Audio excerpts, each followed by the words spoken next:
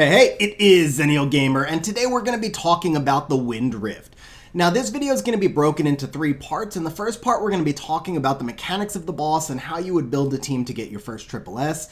In the second, I'm actually going to be recommending the team that I would try to build to get my first SSS, and that team is also going to be your long-term auto team. And then in the last part, we'll talk about the team that I use to get my high score and how you would go about building a team that can score 5 or 10 million plus. Okay, so we're here in Wind Rift with an example of a starter team. Now, I know some of these are monsters you may not have. That is totally okay. It's more about the roles they serve. And after this, we're going to go look at some alternatives for them.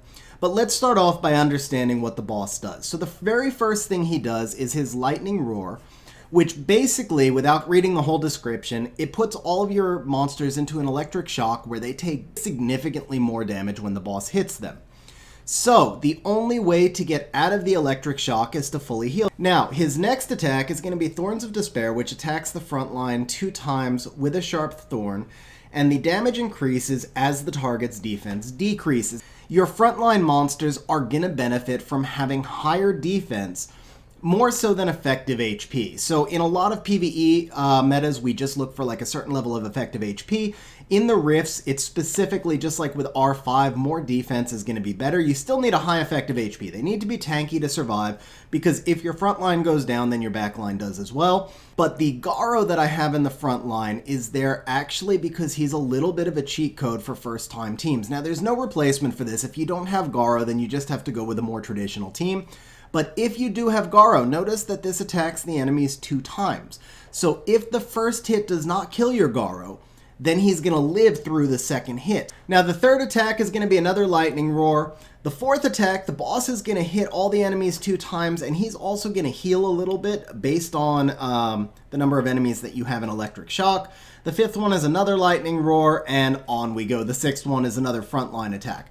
So you can tell that it's important that you have a strong front line. As with other rifts, if you have more monsters in the front line, they share the damage. So you have to choose between doing a 2, 3, and 4 monster front line. Now, to the specific monsters that I have in here. I have Ergar, who's going to allow my monsters to heal themselves on their turn. I have Colleen and Chasun, who are both healers. And I have Perna, who's a passive healer. So this entire team is built around healing. But at the same time, Garo, Perna, and Rauk are all big damage dealers, and Ergar is a medium damage dealer. Now, Perna, obviously not free to play. Again, we're going to talk about some alternatives, but other than Perna, there's no Nat 5s here. This is a team that's all built around healing. Garo, who I use in PvP, and the Perna, who I use in PvP, they have pretty good runes, but the Perna is definitely not built as a frontline monster. Neither is the Garo. And then everything else in here I have is some of my lower runes. I won't compare it to an early game. Obviously, they're going to be advanced runes, but it's definitely some of my lower runes. So we hit auto. You can see that my Colleen immediately healed my team, took me out of electric shock. Now, I did big damage, so the boss never got another attack on me. But that's okay. The Rauk is here because he's going to eventually provide me with defense break, which is what I need to get enough damage out to do my SSS run. The Rauk also has his scratch, so he'll do a lot of damage. The Garo hits pretty hard. The Rauk has team up. So overall, this team's going to do pretty good damage. Now again, these runes are probably a little bit higher quality. I will show the runes after this run, and then we'll talk about some monster alternatives as well.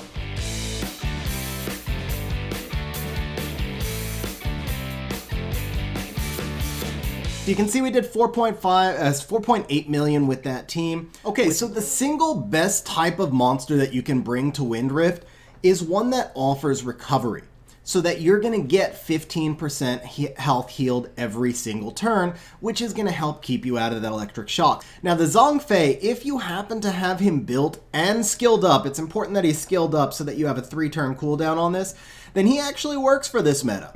He's going to give you that fire attribute advantage. He's obviously a super freaking thick tank for the front line, and he gives you AoE recovery. Now, the aerial here, I don't have him, so I've never tested him, but I actually think he'd wind up being one of the best monsters that you can bring.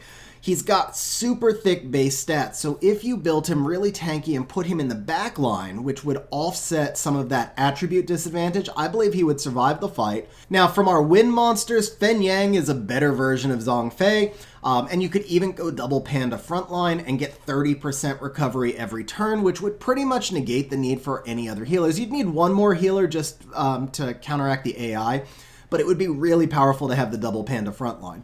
Okay, now after recovery, obviously we just need to have a bunch of healers.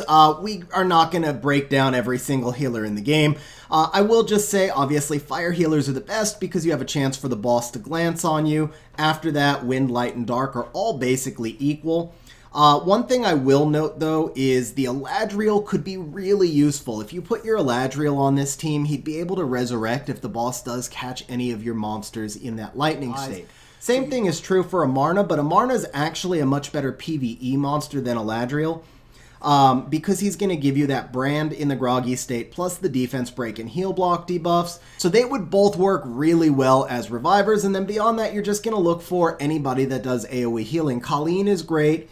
Wahi, the fire sky dancer, she does pretty good damage. Her heal is based on attack power, so a lot of people will use her as a backline monster. So ultimately, your starter team is going to be looking for 3 to 4 healers. Passive healing or recovery effects are best. Resurrect is really helpful, and then throw the rest into damage. Build your front line on defense kind of tanky, and then build your back line just to nuke out. Now let's look at the team that I said I was going to recommend that you work towards, just kind of skipping right over everything I've just talked about to this point. Belager is a cheat code for Wind Rift especially, also for some of the other rifts, and you're actually going to see him in most of these rift videos I do. I'm going to be talking about different ways to use Belager as a cheat code. So why is he a cheat code? So the hardest hitters in the game are ones that scale to enemy negative debuffs, but we can't debuff the boss outside of groggy state.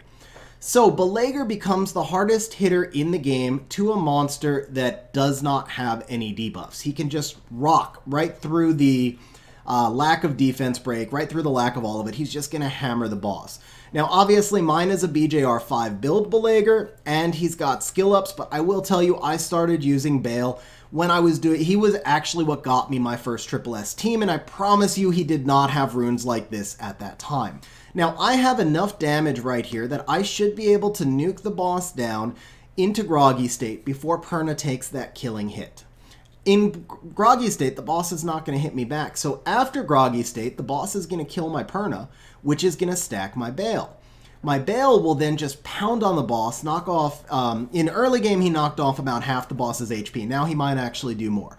But my Bael's going to hammer the boss, and then the boss is going to come back and kill Perna a second time, and we don't care about Perna anymore because my Bael is going to be stacked again.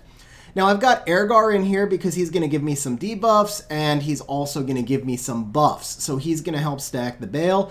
I've got Colleen in here also to help stack the Bael. Okay, so I've lowered the team just a little bit further to now all completely free-to-play monsters. The Kali is obviously in very high rune quality, but for this rift, she's really doing nothing. She's literally there just to die and also to buff a little bit and stack the Bael. The Bella, if you take away 100 speed, will work exactly the same. So these stats should really be achievable if you take away all that speed, because you literally do not need any speed in the rifts whatsoever. Take away the speed, these stats should be reachable for a lot of people. You'll notice my Bella is not in violent, not in anything special. Also for the Rift, does not need all the accuracy, so the rune quality really can be much lower. Now my Colleen is in a double fight set, totally not necessary. It'd be nice if your Colleen was in violent so that she could turn cycle, but also again not necessary if I'm not in violent. But the more important thing is the defense. If you can't get that much defense, just drop your Colleen in the back line and make sure your Bella's on defense, defense, defense runes. Triple defense, literally. So the Bella and the Colleen and the Ergar all give me healing here. Now remember, the Rauk only needs 85 crit rate for this stage.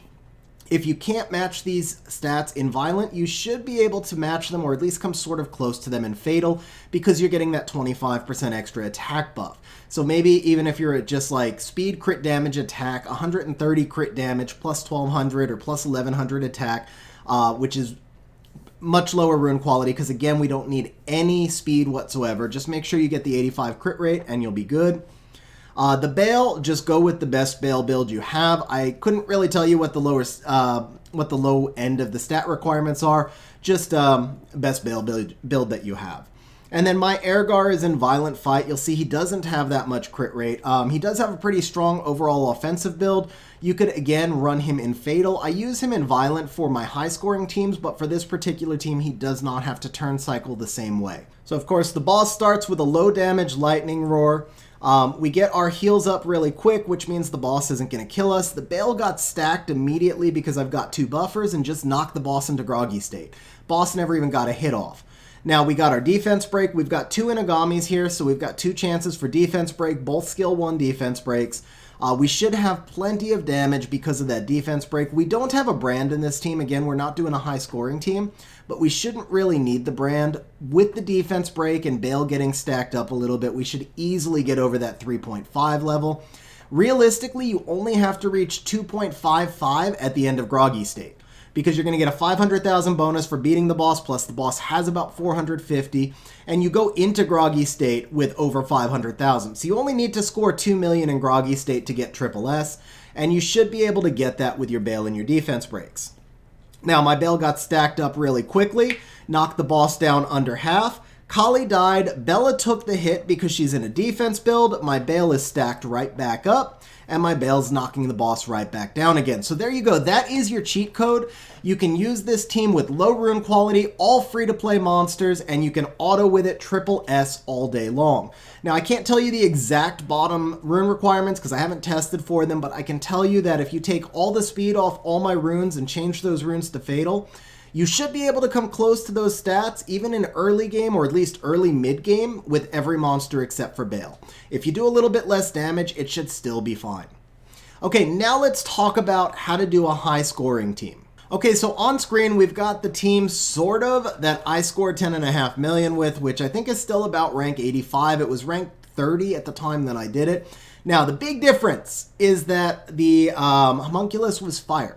So the fire homunculus scales to enemy negative effects and also brands and hits really hard. The downside to the fire homunculus is that it is a 4-turn cooldown on the skill 3. So my homunculus right now being water, I didn't want to convert it and convert it back just for this video, but I did want to demonstrate what the original team was. We're going to use a different version of this team and then still talk through how it works. Okay, so this Naomi is not going to hit anywhere near as hard as the Fire Inagami would, so we're not going for a top score here. We're just going to talk about game mechanics because she does basically the same thing as the Fire Inagami did in that team.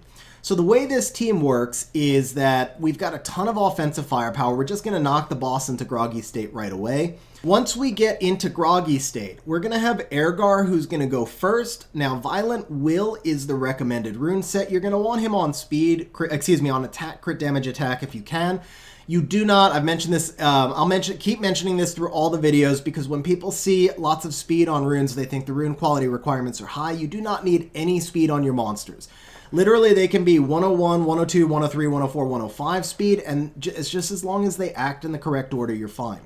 So you're going to want Ergar on attack, crit damage, attack. You're going to want to just make him hit as hard as you can. He does not need accuracy for the rifts at all. My build happens to have it, but it's not a requirement. And then you just want to make sure that he can take a couple of hits. He's got to be able to take the initial hit, and he's got to be able to take 1 hit in the second stage, or 2, depending on how much overall damage you have. Violent Fight is going to be the best set for him, and again, you want him to go first. Now, going second is actually going to be the Rauk. The Rauk is going to give you a lot of damage, again, obviously, but more importantly, he's got a turn 1 defense break. Now, there is some RNG in this team. When we're talking about top scoring teams, there's almost always going to be some RNG. So the RNG here is that it's only an 80% chance when fully skilled up in order to defense break the boss. Rauk is also going to hit the boss really, really hard, even though he doesn't scale to negative debuffs. He's just, he's got attribute advantage and he's got a great multiplier. And his scratch will allow him to go a lot of times if you get a chain. So you could go through several runs where he never procs his scratch and your scores are low. And then you go through a run where he hits the boss 7 times with a scratch and it turns into 1,000,000 damage. The skill 2 team up is really nice because he can also bring other monsters with him to cool them down a little bit. Now, the downside is his passive does nothing here. You'll never get to actually proc another turn because the boss isn't going to die. So Rauk is going to go second. Once again, you're going to want him in attack, crit damage, attack. Violent is the best build for him because it gives you more chances to scratch. Third is going to be the Crow. And we're using Crow third so that we've got a chance to brand before the Brandia takes her turn. He's also your backup defense breaker. So he's got an 80% chance to defense break. And then he's got yet another team up, so he could wind up bringing the Rauk who just acted with him and give you even more chances for a defense break. It's very important that you land the defense break immediately if you're going for a high score. Now, acting after Crow is going to be either your Fire Inugami or your Naomi, because that's your brander, your secondary brander, your backup brander. So in this case, the Naomi is going to go third. You're going to want Naomi in a build kind of like this. You see, I have 36 crit rate. I don't even need that much. It's just how the runes broke out. Because she's going to have 100% crit rate if the enemy has harmful effects. And then she does scale to the number of harmful effects on the enemy.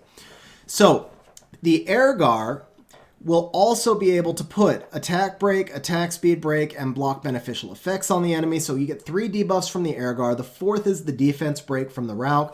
The 5th is the brand from the Crow. The 6th one is going to come from the Argon right here. Those of you who are astute will notice I just swapped out Naomi for Argon because I realized that I was missing a speed debuff. So the Argon skill 2 is going to give us speed debuff. His skill 3 is also going to scale to negative effects. Now the rune set I have on him is obviously not one of my primary damage dealing rune sets, but he'll probably do almost as much damage as that Naomi was going to do because her multipliers are low and she doesn't scale as much, and he gives me the speed debuff. And then the 7th one is going to come from the Brandia on this glancing. So going back to our turn order, in this team the Argon would actually act before the Crow. Now, I don't know if I have this team properly speed-tuned. Actually, the Argon's acting first, but your ideal turn order, which I'm going to post on screen here, the Argon would act before the Crow so that he can add the speed debuff because the Crow scales by 50% per debuff. After Crow would be your Brandia, who is going to scale by 30%, but she gets a 50% damage bonus because the boss is immune to sleep, and she's got higher multipliers and higher base attack, so she will hit. And she's got another 50% advantage because of the attribute bonus benefit on the boss. So she's going to hit for, in my build, she's going to hit for somewhere around 1 million damage. Now, you want your Crow and your Brandia to be on Rage Fight. You want your Argon to be on Rage Fight. Your last monster acting is going to be Mav, and you're going to want him on Violent Fight. Now, I've tested him on Triple Fight. He's definitely better on Violent Fight. You need him to turn cycle his cooldown as much as possible because what you're looking at is a 3-turn cooldown on Brandia, who's going to be doing 1 million damage per hit. So the more you turn cycle her, the better. You're looking at a 3-turn cooldown on your Argon, who will do probably 400 to 500. My Argon will do 400 to 500,000 per hit in low runes. My Crow is on a 3-turn cooldown, and he's going to do maybe 600,000. So every time that Mav turn cycles us, he's potentially adding 2 million to our score. I do want to emphasize that Belager cheat code, that's what I use for autoing this rift. This is one of the hardest rifts to consistently auto for high scores, where like the light and the dark rifts, and those videos are coming out, these are full auto teams. The 11 million, the 10 million, these are full auto teams. This Wind Rift team is one that's going to fail consistently. Maybe not consistently, it's going to fail sometimes on auto, and so I did that mainly for the high score. But so that's it for today's video, guys. As always, hope you enjoyed it, hope you found it useful, and we'll see you next time. Hey guys, if you're still with me to this point, then that means that you probably liked the video, found it entertaining, or even better, both. So please smash the like button, hit the subscribe button, and leave a comment down below because those things help the channel grow, and more importantly, they show me that the video is useful, and that's the whole reason I do this in the first place.